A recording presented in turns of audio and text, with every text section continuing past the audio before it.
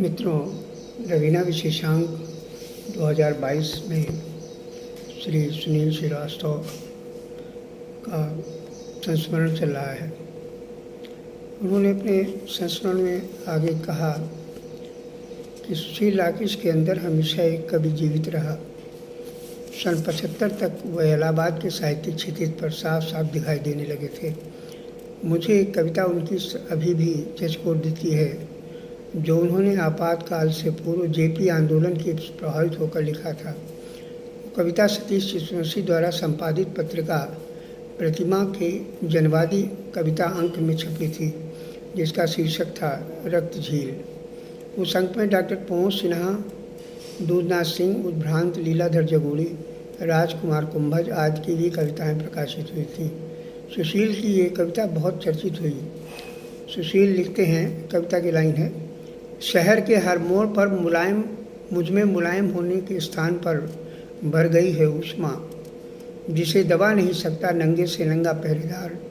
लाठी, बम, बंदूक, आदमी की खनखनाती हुई घृणा सारी दीवार से जहर झर रहा है। सारी दीवार से जहर झर रहा है, जिसे मैं हड्डियों की नीयत मान चुका हूँ। इस कविता में कवि के आक्रोश को देखा जा सकता है। आम आदमी के दर्द को महसूस करती हुई ये कविता अपने समय के सत्य को उजागर करने में पूरी तरह समर्थ है। समय कवि को चिंतित करता है। उसकी ये चिंता उनकी बच्चे समुद्र हैं, मेहंदी घाट और मेरे शहर की मुद्रा आदि कविता संग्रहों में स्पष्ट दिखाई पड़ता है। एक बार अभियान साहित्यिक संस्था ने कालिदास अकादमी में सुशील राकेश की नवीनतम रचनाओं पर विवेचनात्मक गोष्ठी का आयोजन किया, जिसकी अध्यक्षता प्रख्यात कवि नरेश मेहता ने किया था और मुख्य अतिथि थे पंडित लीलाचंद जोशी और डॉक्टर जगदीश गुप्त। युवा लेखक और रंगकर्मी सतीश चित्रवंशी ने इस आयोजन में सुशील की लंबी कविता बारूददार पेट और कुछ और कविताएं, आदमी नंबर 1, आदमी नंबर 2, चौक बाजार वाला नीम का पेड़ आदि का चयन किया था। इस गोष्ठी में जब सुशील राकेश ने अपनी कई लंबी कविताओं का पाठ किया, तो उनकी कविताओं पर बोलते हुए लीलाचंद जोशी ने कहा कि आज की समकालीन कविता व्यवस्था के बदलाव के साथ जन भाषा में शुद्ध साहित्यिक स्तर दे रही है। सुशील राकेश की कविताओं में तनाव वाली स्थिति अधिक है। यही कारण है कि आज की अभिव्यक्ति में आक्रोश अधिक दिखाई देता है। इनकी कविता में स्पष्ट है कि आदमी और सरकार में विचित्र विरोधाभास है। युवा पीढ़ी के पास शब्द है, अभिव्यक्ति है। सुशील राकेश ने इसका उपयोग गंभीरता से किया है। अन्याय के प्रति जो आंदोलन चल रहा है, उसका सीधा प्रभाव कवि की कविता पर स्पष्ट है। नई कविता आंदोलन के प्रवक्ता डॉक्टर जगदीश गुप्त ने सुशील की कविताओं में बहुत पहले ही संभावनाएं जता चुके थे। एक गोष्ठी में डॉक्टर जगदीश गुप्त ने कहा था कि सुशील राकेश ने अपनी कविता के विकास क्रम में बहुत थोड़े समय में बहुत लंबी यात्रा तय कर ली है। इनकी कविता में बुनावट और भाषा के मुहावरे की पकड़ की जो ऊंचाई दिखाई पड़ती है, वह महत्वपूर्ण है। आज की कविता मुहावरे को आत्मसात कर लेने के कारण इत्र की तरह सुगंध फैला रही है। आज की गंदी व्यवस्था से मोर्चा लेना सत्य का उद्घाटन करना है।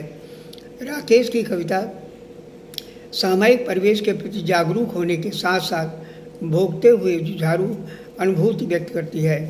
डॉक्टर जगदीश गुप्त का मानना है कि राकेश की कविता में समाज, जीवन, संवेदना की समझ है। नई कहानियाँ के संपादक डॉक्टर प्रमोद सिन्हा यह मानते हैं कि सुशील राकेश की कविता ने दोहरी स्थिति का ज्ञान होता है। आक्रोश की अभिव्यक्ति और बौखलाहट व्यक्त करती है। आज के जीवन में कविता मानसिक अवकाश के लिए नहीं रह गई है, वह जीवन और उसके तनाव से अधिक गहरे रूपों में से संबंधित। इनकी कविता में दावेदार की स्थिति तथा घुटन से सीधा टकराव है। कभी गलत लोगों से तालमेल नहीं बैठा पाता, कभी मनमानी करने वाली व्यवस्था के साथ मनमाना मापदंड नहीं प्रस्तुत करता। सुशील राकेश की कविता समकालीन परिवेश से जुड़ी रहने के कारण व्यवस्था के आयामों को पकड़ने में सफल है। प्रख्यात कवि एवं ज्ञानपीठ पुरस्कार कवि नरेश मेहता कहते हैं कि सुशील राकेश की कविता में जीवित बिंब सामने आता है। कवि कविता लिखते समय कई बिंबों से परिचित होता है।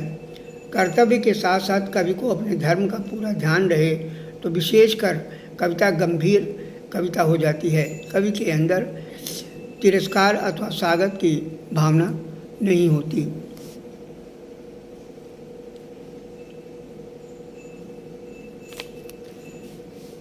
आगे देखिए, उन्होंने फिर जिक्र किया है, डॉक्टर जगदीश गुप्त ने त्रयी का संपादन किया था और पहला अंक उसका तय होकर के आना सामने था। उस पर सुनील श्रीवास्तव ने जो उस समय का वातावरण देखा तो लिखा उस पर।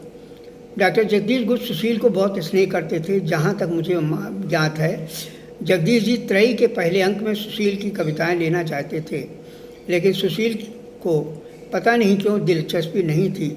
यह भी हो सकता है कि अजामिल के कारण उसने अपने को अलग कर लिया, ये सोच कर कि अजामिल के पास कोई ऐसा मंच नहीं है जहाँ से वे अपनी पहचान बना सकें। सुशील ने एक मित्र के नाते ऐसा किया। उनके इस एक निर्णय को गलत निर्णय मानता हूँ। कभी जब सोचता हूँ तो इसमें सुशील की सहृदयता और त्याग भी परिलक्षित होता है। शरद श्री राम सिंह त्रयी के एक कवि हैं। सुशील की पुस्तक सुशील की श्रेष्ठ कविताएं, जिसे हिंदी के सशक्त कवि प्रोफेसर डॉक्टर कृष्णकांत दुबे ने संपादित किया, में शरद श्री राम सिंह ने सुशील की बहुचर्चित कविता बच्चे समुद्र हैं, जो धर्मयुग में प्रकाशित हुई थी, के बारे में अपनी राय व्यक्त करते हुए लिखा है कि 20वीं शताब्दी के इस सन 1978 ईस्वी में कवि और कविता की बदली हुई भूमिका की गंभीरता से परिचित होने के कारण बच्चे समुद्र हैं कि कवि से ये भी छिपा नहीं है कि अपनी संस्कृति का दस्तावेज लिखते हुए हर सजग कवि इस बात का ध्यान हमेशा रखता है कि वह रचनाकार के रूप में वो मात्र शब्द संयोजन ही नहीं है, अपितु शब्दों के माध्यम से अर्थजन्य प्रभाव और उस प्रभाव के में निहित उद्देश्य से भी निजी तौर पर जुड़ा हुआ निरंतर मैं से हम में तब्दील हो रहा है। यह तब्दीली पाठकों को अपने जीवन और चिंतन की प्रक्रिया में अपेक्षित वैज्ञानिक परिवर्तन के लिए प्रेरित करती है। वरिष्ठ रचनाकार मणिमक्कर ने लिखा कि जैसे छोटी छोटी चीज़ों में एक बड़ी दुनिया रची जाती है, सुशील राकेश अपनी कविताओं का संसार बनाते हैं। अब तो उसमें रच बस गए हैं, इसलिए वह उस रचना पर एक बहुत गहरी सार्थक टिप्पणी करते हैं। कविता बाढ़ नहीं होती, कविता बाढ़ नहीं होती, बस बसने के लिए घर देती है, बसने के लिए घर देती है। एक लंबे समय से रचना की भीतरी शर्तों के साथ अंतरंग जुड़े सुशील राकेश ने कई दौर देखे। रहस्य, भारी उक्तियों के अमूर्त संबोधन के सपाट बयानी बड़बोले बन के, किंतु यह एक ऐसी जमीन पर खड़े रहे जो ठोस है, उबड़ खाबड़ है, अधीर है, जीवन में अस्त व्यस्त है, टूटी बिखरी है, कभी ताप और कभी बर्फ की आवाज़ों से घिरी है। विपरीत परिस्थितियों के बावजूद उसमें फूल हैं, बच्चे हैं, घरौंदे हैं और वे तमाम आकार हैं जिन्हें अपनी अपनी जगह होना चाहिए। उन आकारों को पहचान लेने का अर्थ है किसी न किसी स्तर पर सुशील राकेश की कविता के संग एक रिश्ता कायम करना। ज्यों-ज्यों यह रिश्ता गहन होता जाता है, एक पहचान बनती चली जाती है और उस पहचान की रोशनी में हम कुछ देखते हैं, कुछ सुनते हैं, कुछ जानने की कोशिश में डूबते उतर आते हैं।